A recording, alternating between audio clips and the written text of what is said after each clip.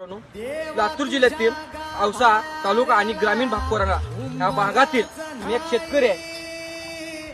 आज तुम्ही बघू शकता की काय हाल झालाय.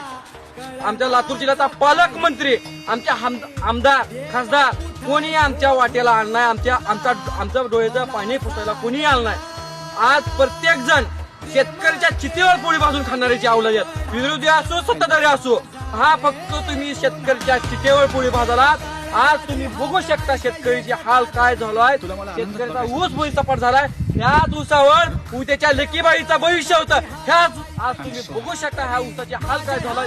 पण तुम्ही फक्त आणि फक्त म्हणता दुष्काळ दुष्काळ दुष्काळ. पण तुम्ही अनेक शेतकऱ्याच्या बांधावर आणणार. तुम्ही शेतकऱ्याच्या बांधावर या शेतकऱ्याला विचारा त्याच्या हाल अपेक्षा काय चालू आहेत. तुम्ही फक्त आणि फक्त मुंबईच्या बाहेर पडा, शेतकऱ्याच्या बांधावर जावा आणि शेतकऱ्याचे हाल विचारा. आज शेतकरीचे खायचे वांदे झालेत. आज तो जगाचा पोशिंदा शेतकरी, तो अख्ख्या जगाचा पोट भरतो, पण त्याचं आज खायचे वांदे झालेत. घरात राहायला जागा नाहीये. एवढा भयंकर पाऊस जो महाराष्ट्राला दुष्काळ म्हणून समजला जायचा, तोच आज मराठवाडा पूर भागात अडकून पडलाय.